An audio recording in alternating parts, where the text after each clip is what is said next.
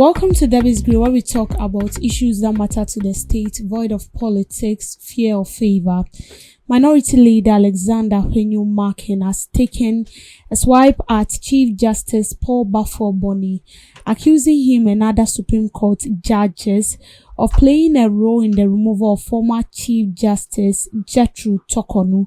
Speaking in an interview on August 18, Afenyo-Markin described Justice Baffour-Boni as the grand conspirator behind the removal of former CJ. According to the Minority Leader, Gertrude Torkornoo's removal was unjustified, alleging that some members of the Supreme Court were interested in occupying her position. He further stated that the New Patriotic Party will seek to reinstate Justice Torkornoo if it returns to power. My Lord was part of the grand conspiracy against his predecessor, Gertrude Torkornoo.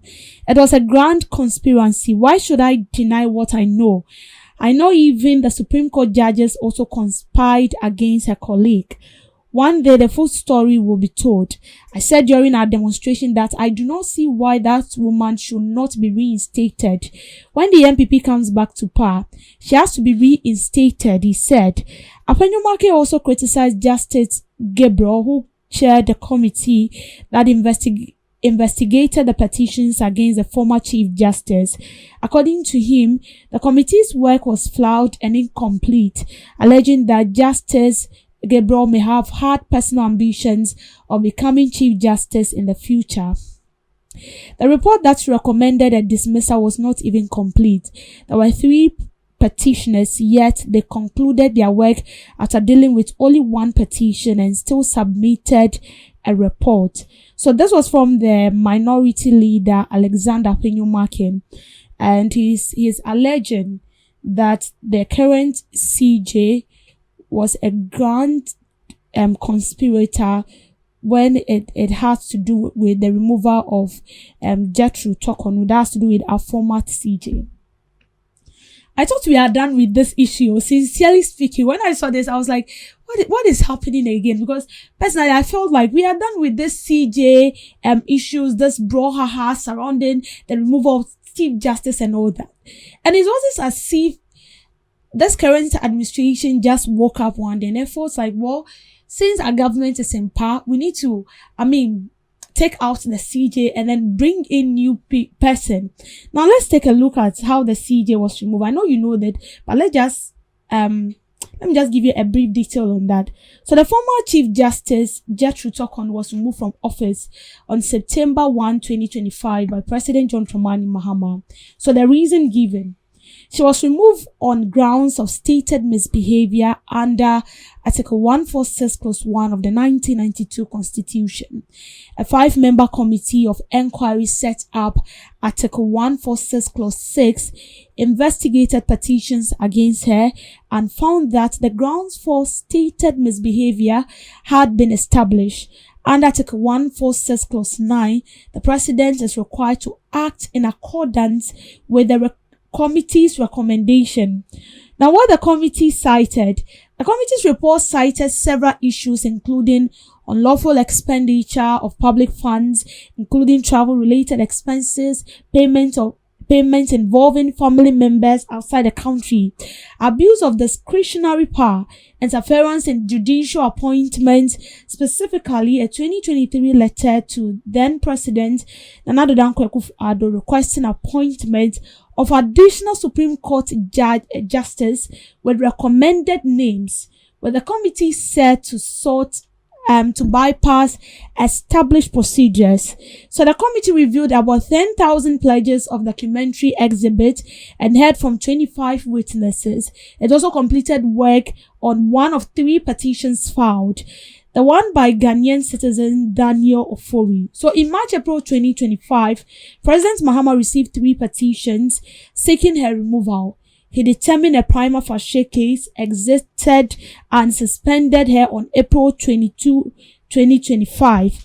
So then a committee inquiry comes in A committee chaired by Justice Gabriel Scott conducted the inquiry. So on September 1, after receiving the report, President Mahama removed her with immediate effect. This was the first time in Ghana's Fourth Republic that a sitting Chief Justice was removed through the constitutional process. So Justice Torkornoo challenged the removal in court. The Supreme Court on July 2, 2026 upheld the constitutionality of the process. The ECOWAS court also dismissed her human rights claims against Ghana on June 24th. So you said this whole issue, it wasn't as if the president just woke up one day and they felt like, oh, we need to sack CJ. No. There was a petition that was being presented to President John Dramani Mahama. And that petition was referred to the committee. The committee looked into it very well. And then, brought out their findings and everything. And so the president then had to act on the recommendations of the committee. And after that, what happened? The president suspended the CJ. And the CJ felt like, no, this is you infringing on my right. And then he went ahead to sue, he sued the state. It didn't work. And then she went to ECOWAS. It still didn't work. But you see, it's not as if this is the first time such incident is happening. During the previous administration, there were petitions that were being submitted to President Nana Dankwa Akufo-Addo, but they never acted on it. Now, Afenyo-Markin is making it look as if this is kind of sort of political witch hunt, or in a way, the current administration having already made it in mind that when they come to power, they are going to remove the CJ. And I can't remember that during the previous administration, there were instances where people were complaining that the work of this woman is not that appealing enough. They were talking about incompetence in her line of duty. There were a lot of claims. So it's not as if this issue is being buttressed with politics. The evidence were glaring right in our faces. And my problem is, why do we keep buttressing politics with every issue? Now, this woman felt as if her rights was being tampered with. And then she had the right. She went to the court. She sued the state. The Attorney General, of course. She sued the state. In fact, everybody. And then at the end of the day, it didn't work. And then she went straight to ECOWAS. It still didn't work. And now the minority leader is saying that when they come to power, they will reinstate her. And so they see no reason why she should be removed. But they've given reasons. This is somebody that travel out of the country. Sponsor her family out of the country at the expense of the taxpayers' money. And you feel like we should just allow her occupy that space. No, it doesn't work like that. And just as I said, you will not just wake up one day and then feel like, oh, this person needs to be removed. You go through the right procedures to remove that person. And that is why I said, I feel like we are done with this issue. This is not something that we should be even talking about now. But the minority keeps bringing this on board. And to them, they feel like this woman has not been fairly treated.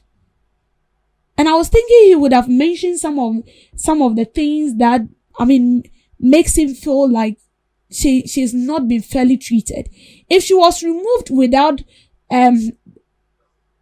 going through the process, then we could have said that this woman was being removed based on politics, or because any government that comes on board wants to appoint their own people in there. But the petition was first presented. So what else do we want? What else are we expecting the government to do? Those are concerns of people. And they stated irregularities and all that she needs to go. And she's gone. So what is the challenge? If you feel like when you come back to power, you are going to bring her back, that is your own case. But then he also alleged, he made a claim. He said that CJ is a grand conspirator when it has to do with the removal of the former CJ because he wants to become a CJ for Ghana.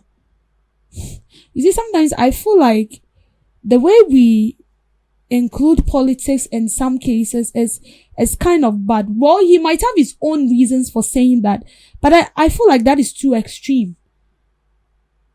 So the fact that Paul Bafoboni has been chosen as a CJ, is that a vivid ground that states that, well, he has a hand in the removal of the former CJ, was the evidences and everything were clear. That this woman was traveling out. This woman sent a letter to the former president to appoint new chief justices with names. In fact, she gave the names out, the names of the people that she felt like can occupy that position, which is not supposed to be so. And then you feel like we should maintain this woman. No. And I also heard people calling gender inequality. This is not about gender inequality. If the person is a woman and the person is performing, why not? If you're a woman and you're occupying a position and you are competent, you are credible, I mean, there is no dent on what you are doing. Why not? But in a case where everything shows that, well, you are doing your work, but there is some kind of dent, this is not about gender inequality as Sembiao. And this issue should not be buttressed with politics. And that is why I took my time to read to you the procedures that they followed in removing the CJ. It's not as if someone is interested or somebody is happy with the removal of the CJ. And she being the first person being removed is quite unfortunate. But I think the right thing needs to be done. You don't expect a petition being presented and we don't act on it. If the former government or administration didn't act on it, that doesn't mean that this current administration should not also act on it. Their acting on it should tell you that it includes fact, a whole lot of fact and evidence that is a solid ground for her removal. So please, minority leader, we are begging you. I think the politics is becoming too much. Sometimes we need to call a spade and not a big spoon. Thank you for making time with me on Debbie's Grill.